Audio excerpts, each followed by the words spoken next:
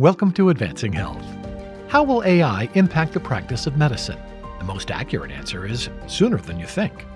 Join us today for a different kind of podcast as four physicians discuss what AI holds for medicine, for patients, and for themselves. Welcome, everyone, to a very special episode of the AHA's Advancing Health podcast. I'm Dr. Chris Durienzo, the Chief Physician Executive of the AHA, and I am the luckiest human being on earth today because I am in a room with three of the most interesting doctors in the United States of America. I'm going to ask each of them to introduce themselves quickly, and then we have prepared a one-of-a-kind podcast for you that imagined us to be sitting around one of our kitchen tables over a beer talking about how AI will impact the practice of medicine over the course of each of our careers. But first, you got to get to know who these folks are, and so Tom, will come to you. How you doing? Tom McGinn. I'm a general internist, and I'm the Chief Physician Executive Officer at CommonSpirit Health. Wonderful. Jackie, to you. I'm Jackie Gerhart. I'm a family medicine physician at Epic and still practice. And Zia. I'm also a general internist, and I'm the Chief Medical Officer at West Health. And you also live in beautiful San Diego. And so for listeners, I want you to put your imaginary hats on and imagine that you are staring out at the lovely Pacific Ocean. It is an absolutely gorgeous view. And we're just sitting reflecting on the era that we're living through right now, but also what's to come. One of the most frequent questions I get asked when I'm on the road visiting with AHA members is, as a doctor, how do you think your life will change with AI? And I've got, call it maybe 20 years left in the arc of an average career. And what I typically answer them is faster than you think. I remember 1 year ago, I was doing a panel with this amazing CMO who told me, look, right now we're just beginning to get ambient into our systems and it works great. And I asked him, how long do you think until not only is ambient documentation and listening to the conversation, but beginning to prompt questions based on having reviewed the entire medical record? You think it's 3 years, 5 years? He said 9 months. And I said, Dave, you got to be joking me. And here we are about a year later, and he was totally right. So my top line answer is, I think it's going to change the practice of medicine quicker than most folks appreciate. But I'm wondering what you all think. And Zia, I see you looking intently at me, so I want to come to you first. I think, Chris, the speed of innovation and the speed of change is truly breathtaking. I remember when EHRs were introduced or barcode technology introduced into the hospital, it was a decade-long implementation. I think we're seeing AI go from 40% respondents in the AHA survey to now 81% in 1 year. So it is definitely catching on really fast. It's also catching on really fast on the patient side. In our own survey with Gallup, 1 in 4 patients are using AI either before or after a clinical visit. No, I 100% agree. I think, but I do like to kind of pause a little bit and say, I think what I see now, hopefully, and is augmentation of not replacement. And I think that's a big question mark that everyone has: is this replacing, physicians, nurses, APPs? Look, the ambient scribing, everyone talks about this now, and it's the first time I've seen physicians banging on my door to get new technology, and they want to change. So I think that's fascinating to see them actually want to do this. And we also realize what we've done to physicians over the years with data entry and documentation, that this is really a difficult situation, and we're finally have a relief for them. Now, the question is, will they turn around from their computer and look their patients in the eyes? Particularly the young physicians might be anchored on their laptops and not sure how to turn around. So it'll be interesting to see what happens there. Those are really good points. I think in taking a step back, we've all heard that different clinicians might be having some kind of an identity crisis, and I think you're speaking to that. But as I've looked at my colleagues, it's more of an identity curiosity. I'm curious what it's going to be like for medical students in the next few years. I'm excited about what it is for me right now. What I went into medicine thinking I would do, whether that was, a lot of documentation, whether it was curating on pre-rounds and then on rounds and then on post-rounds and so forth, some of the burden has really been alleviated. And I'm finding that there's kind of 2 types of AI that I'm seeing. The first is something that relieves friction and really reduces burden. And that's great. And the other is one that's really advancing medicine and trying to help us diagnose faster, treat better. And really, I think the best AI is what's combining both of those. And that's what I'm most excited about. You lift up something that I think about a lot. And I was having this conversation with my 8th grader not too long ago. We were doing her math homework, and she said, "Dad, why do I have to learn this? I will never be without technology." Yeah. Scary question, really. I feel like that's sort of the conversation we're having in many professions, but certainly in the profession of medicine. I don't know that memorizing the Krebs cycles should be a gate by which we ask students to pass through their medical careers. But at the same time, I don't think we've answered, if we don't make sure you memorize the Krebs cycle, how do you understand what a urine organic acid deficiency actually is? And I feel like this is kind of one of our biggest challenges right now. The term I'm very worried about, and I think, we're talking about, hey, what's this great thing going to look like in 10 years from now? The question is, from here to 10 years, there's a lot of things to figure out. And de-skilling is the big one for me. And, CommonSpirit has, 2 major academic hubs. I'm a professor at Baylor. I work with the students. I make rounds, and I get worried when I ask people, like, what's in that order you just put? It's a bundled order, and they don't know what's in the order because it's bundled. That's not AI. That's just a bundled order. Now, when I ask them, well, what's in that AI thing you just ordered? And they can't unwrap it and understand all the different moving parts and the implications, that's a little bit of a concern. So, and de-skilling is something that we're really focused on. Interesting. You said de-skilling. In the same conversation, I often hear never skilling. And is Krebs cycle so I think that's right. Never skill. Absolutely. I mean, if you think about it, a few of us, learn to do blood draws. We've learned to do multiple procedures that we probably never do anymore, even for me in primary care.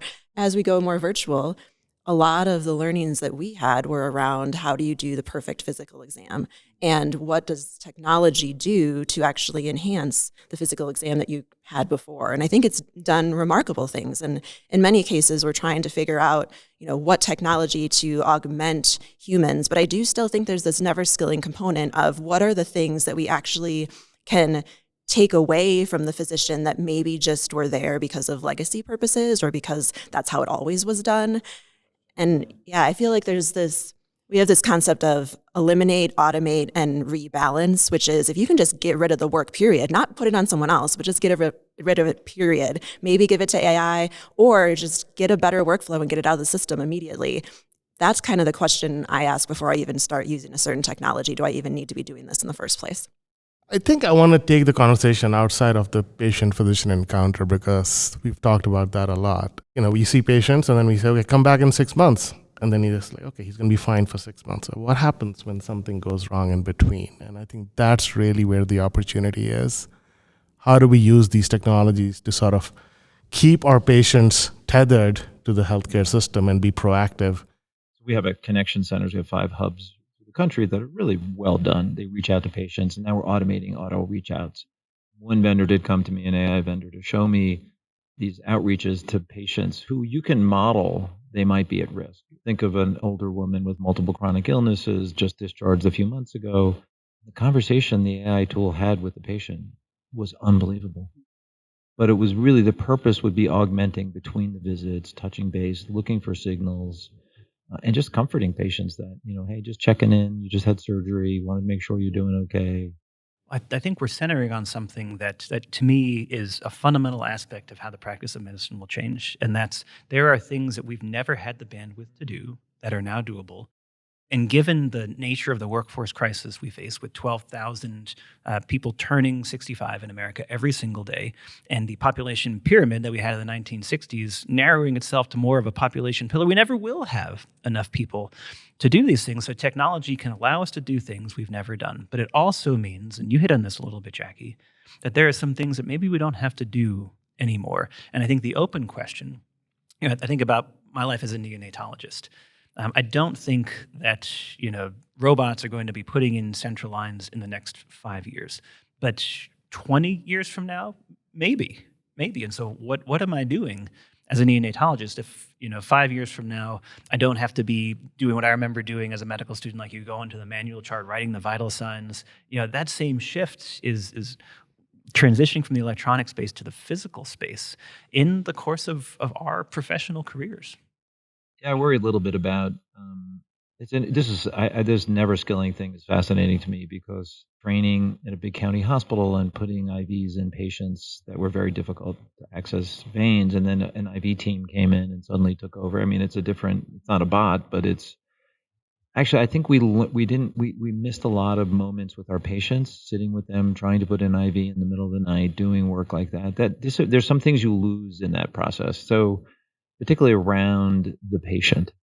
I love the idea of giving back a certain amount of time, or maybe even freeing up time that you never had in the first place. And what will you do with that time? There's been a couple surveys on, would you see another patient? Would you learn more? Would you actually eat or go to the bathroom? I think some of those are just, it speaks to the survival that a lot of us are feeling, and how does one survive? For me, for example, I started out in general, what some might consider country practice family medicine, where did inpatient, outpatient, OB, nursing home, followed all of the same folks that were in my panel and really knew them by name. And I think your point is a good one, that as we take away the administrative burden of what does that mean to bring you back to your patient, is what other things are there that the patients actually want that we haven't really been listening to? We're still in this age of where, whether it be fee for service or whether it be in front of the patient or whether it be in an institution, I think there's this concept of asking patients how they want their health to be, what their goals are, and who do they want to be tethered with? Who is their care team now? And that might look very different now in the age of AI than it did before. Well, when you listen to these conversations with the AI tools, patients love them. The one thing you'll hear me say when I talk AI, we're rolling out ambient scribing across the system. We as leaders in healthcare cannot make this a throughput engine only. We need to look at the moment of care, and are we enhancing it and not just ratcheting up the RVUs only. I mean, you may get 1 or 2 visits in, but you'll also get better visits.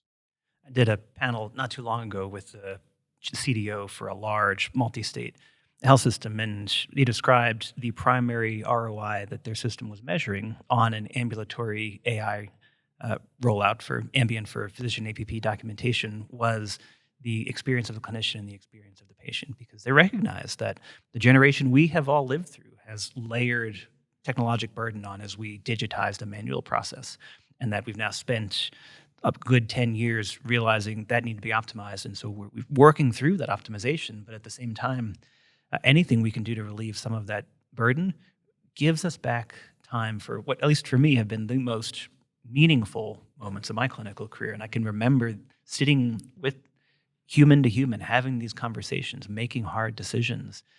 That to me, that's my hope for the next 20 years, is that the physicians who are not even in medical school yet, because I guess 20 years from now, they would probably be preschoolers right now or something like that. So the 4-year-old preschool classes who will be graduating medical students when I am finishing my career, that most of their time will get to be in those impactful relational settings. And maybe the measurement changes as we think about, sometimes I'll look at the term to work at the top of your license. And I like that term because I think it tries to imagine what it is that when we're doing our best work. But inherently in that term is the word license, and working at the top of your license means that you literally are getting licensed by an exam that probably was created before AI.